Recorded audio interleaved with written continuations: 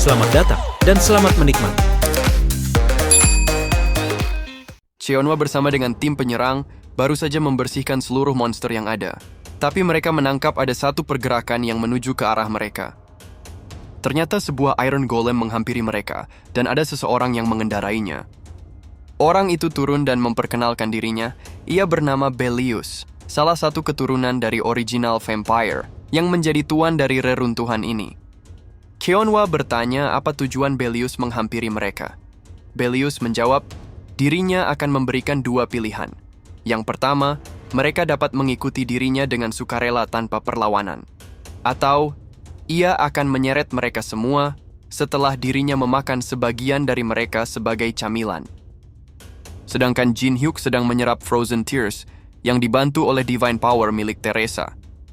Biasanya proses itu akan memakan waktu yang lumayan lama, tapi berkat bantuan Teresa waktu itu dapat dipersingkat.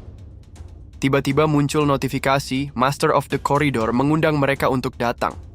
Mereka dapat menyelamatkan tim penyerang yang ditahan di ruangan terdalam. Sepertinya seluruh tim penyerang sudah menjadi tahanan. Teresa berniat untuk pergi menolong tim penyerang. Tapi dirinya tidak yakin dapat mengalahkan original vampire. Tanpa bantuan tim penyerang, ia tidak yakin dapat mengalahkan vampire itu. Teresa merasa bersalah karena sudah meninggalkan tim penyerang sendirian, dan menolong mereka adalah tanggung jawab dirinya. Yusong berkata, tim penyerang tidak ada hubungannya dengan dirinya, jadi ia akan pergi sekarang. Tapi ada satu hal yang perlu Teresa ketahui. Bila Teresa dalam kesulitan untuk memutuskan sesuatu, ingat ini baik-baik. Jin Hyuk adalah orang yang egois dan tidak punya kehormatan. Itulah yang menjadi alasan mengapa dirinya benci kepada Jin Hyuk. Tapi Teresa harus percaya pada satu hal ini. Satu-satunya orang di dunia ini yang dapat mengalahkan original vampire saat ini adalah Jin Hyuk. Setelah mendengar apa yang Yusong katakan, Teresa memutuskan untuk mengajak Jin Hyuk masuk party bersamanya. Jin Hyuk berkata, kontrak party untuk dirinya sangat mahal. Apakah Teresa yakin mampu untuk membayarnya? Teresa mengatakan dirinya akan memberikan Jin Hyuk koin yang sebanyak mungkin. Bantu dirinya mengalahkan original vampire. Sesampainya mereka di depan ruangan terdalam, Teresa merasakan kalau energi sihir yang terpancar sangat luar biasa besar. Jin Hyuk berkata, tidak ada alasan untuk takut. Teresa pasti sudah tahu kalau musuh mereka itu kuat. Di dalam pertarungan, tidak selalu yang terkuat yang menang. Dirinya mempunyai satu rencana, Teresa hanya perlu mempercayai dirinya. Sesampainya mereka di dalam, terlihat para vampire sudah menunggu mereka. Di atas tahta seorang vampire menyambut mereka. Original vampire, Alice von Ataraxia. Jin Hyuk menanyakan keadaan tim penyerang kepada Alice. Alice dengan segera mensummon mereka. Di antara mereka terlihat ada Park Ha-jin, dan Jin Hyuk mencurigai kalau Ha-jin adalah dalang dari bangunnya para Guardian. Alice berkata, alasan dirinya mengundang mereka kemari karena aroma yang dikeluarkan oleh Jin Hyuk. Aroma termanis dari apapun yang pernah ia cium selama ini. Aroma dari darah Jin Hyuk. Aroma manis itu membuat dirinya sangat penasaran. Jin Hyuk terkejut mendengar itu. Mengapa juga tiba-tiba topiknya menjadi darah? Hal ini tidak pernah terjadi sebelumnya. Alice mengatakan, Jin Hyuk tidak perlu khawatir. Ia suka menikmati sesuatu pelan-pelan. Dirinya akan membiarkan Jin Hyuk hidup paling tidak untuk 60 tahun ke depan. Tapi Jin Hyuk menolak tawaran Alice. Dan tiba-tiba saja, sebuah serangan Alice menggores pipi Jin Hyuk. Alice berkata, Jin Hyuk tidak punya pilihan dalam masalah ini.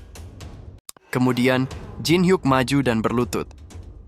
Jin Hyuk berkata, dirinya akan memberikan sesuatu untuk Alice, dan itu akan lebih manis dari darah. Tentunya Alice tidak percaya semudah itu. Alice mengatakan, kalau tidak ada yang lebih berharga selain darah, apapun yang Jin Hyuk tawarkan tidak akan mengubah keputusannya.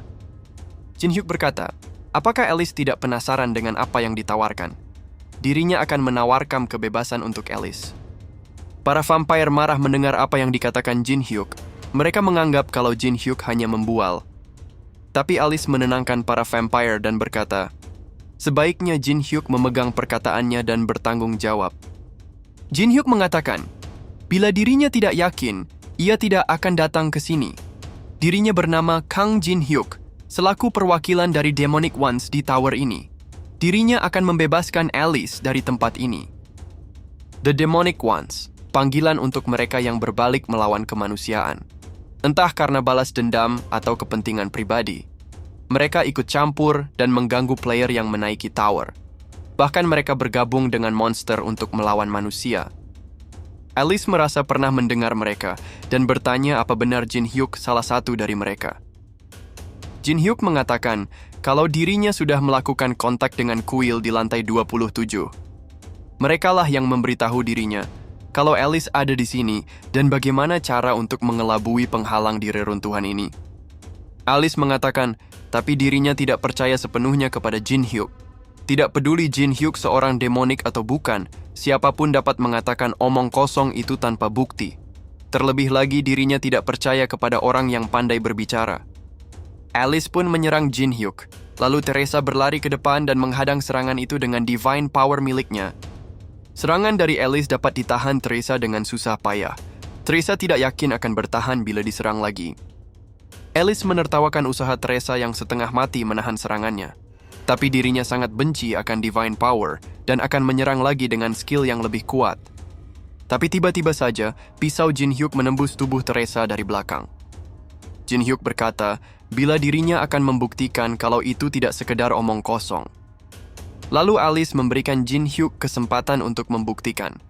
Tapi Teresa memegang kaki Jin Hyuk, tampaknya Teresa belum mati karena serangan itu. Tapi dengan kejam, Jin Hyuk menikam Teresa lagi sampai mati. Melihat itu, Alice menjadi yakin kalau Jin Hyuk berada di pihaknya. Ia akan mendengarkan apa yang Jin Hyuk akan jelaskan. Jin Hyuk mengatakan, untuk mengelabui penghalang, dirinya sudah menyiapkan sihir 7 bintang. Bila dirinya akan menyegel jiwa Alice ke dalam cincin ini, ia akan mengelabui penghalang untuk sementara waktu. Inilah mengapa Jin Hyuk menghindari untuk mendapatkan XP dan mempertahankan levelnya di 1 semenjak ia memasuki Tower of Trial. Skill 7 bintang, Soul Transfer, hanya bisa digunakan untuk player level 1. Lalu Jin Hyuk mengaktifkan skill itu dan berkata, dalam waktu 1 menit, lingkaran sihir ini akan menghilang selamanya. Bila Alice menerima, skillnya akan aktif seketika. Sekarang pilihan ada di tangan Alice seorang. Alice berkata kepada Belus menggunakan telepati. Dirinya tidak sepenuhnya percaya kepada orang itu. Bila Jin Hyuk melakukan sesuatu yang aneh, bunuh dia dan hancurkan segelnya. Sekarang Alice sudah menyiapkan rencana cadangan. Dirinya tidak sepenuhnya percaya dengan skill yang tidak pernah ia dengar. Tapi dirinya sudah terkurung di sini terlalu lama. Sudah lebih dari 1000 tahun sejak dirinya diasingkan di sini. Bila dirinya tidak mengambil kesempatan ini, ia mungkin tidak akan pernah bisa keluar dari sini. Setelah Alice menyetujui soul transfer dengan sukarela, skill itu langsung aktif dan Alice masuk ke dalam cincin itu. Setelah ritual itu selesai, tiba-tiba Teresa bangkit kembali. Skill Blessing of the Star aktif dan Teresa hidup kembali. Alice yang menyadari kalau dirinya sudah tertipu, segera memerintahkan Belus untuk membunuh Jin Hyuk. Belus segera merapalkan skill Blood Wave miliknya, dan Jin Hyuk membalas dengan skill apinya. Tapi skill api Jin Hyuk lebih kuat dan menghilangkan skill milik Belus. Jin Hyuk meminta Teresa untuk membebaskan para Sandera, sementara dirinya yang akan menghadapi para vampire. Jin Hyuk berkata, saat Alice disegel dalam cincin miliknya, mereka semua sudah ditakdirkan untuk kalah. Tapi Belus dan para vampire tidak menyerah dan semua menyerang Jin Hyuk. Pertarungan itu dimenangkan Jin Hyuk dengan mutlak. Teresa berpikir kalau Jin Hyuk ingin menyembunyikan identitasnya. Teresa memberitahu Cheonhwa kalau ia baru bertemu orang itu dan tidak mengenalnya. Teresa mengatakan dirinya tak menyangka akan mati pertama kali di tangan sekutunya sendiri. Tapi dirinya bersyukur bisa menyelesaikan ini dan berterima kasih kepada Jin Hyuk. Muncul notifikasi, Jin Hyuk memenuhi syarat untuk menyalin skill Blessing of the Star milik Teresa. Saat mereka akan memeriksa hadiah dari tempat itu, Cheonhwa memperkenalkan dirinya sebagai ketua tim penyerang. Dan semua relik itu adalah milik Guild Balhai. Jin Hyuk berkata dirinya menyelamatkan mereka semua, tapi Cheonhwa dengan berani meminta semua hadiahnya. Cheonhwa mengatakan dirinya akan memberikan uang atau koin yang banyak sebagai gantinya. Jin Hyuk berkata, mereka dapat mengambil hadiahnya kalau begitu, tapi jangan menyesal dengan apa yang terjadi ke depannya. Saat melihat relik itu, Cheonhwa sudah gelap mata dan tidak peduli dengan perkataan Jin Hyuk. Ia merasa walaupun seluruh tim penyerang menjadi sandera, tidak akan jadi masalah asalkan dirinya membawa pulang relik untuk guildnya. Tiba-tiba, Cheonhwa merasakan sesuatu yang menyengat saat menyentuhnya dan muncul suatu tanda di tangannya. Jin Hyuk yang melihat itu mengetahui kalau Cheonhwa terkena kutukan. Relik itu akan jadi bahan yang bagus, tapi ada kutukan yang berada di dalamnya. Semestinya akan aman bila diambil saat Alice mati, tapi Alice masih hidup di dalam cincin miliknya. Terjadi sesuatu pada Cheonhwa, dan Jin Hyuk mengajak Teresa segera pergi dari sana. Di luar Tower of Trial, sudah banyak orang berkumpul menunggu kabar selesainya penyerangan oleh Guild Balhae. Ketua Departemen, Kim Tae-chun, mengatakan kalau seseorang memberitahu dirinya kalau reruntuhan itu pasti selesai.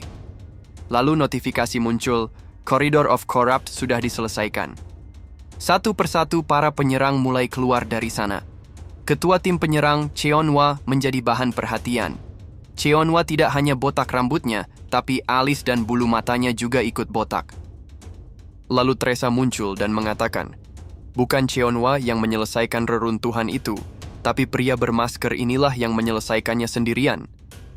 Terlihat Park Ha-jin keluar dari sana dengan muka marah dan pergi meninggalkan tempat itu. Jangan lupa untuk subscribe, komen, like, dan share-nya ya teman-teman, supaya tidak ketinggalan konten menarik Mimin selanjutnya. Thank you.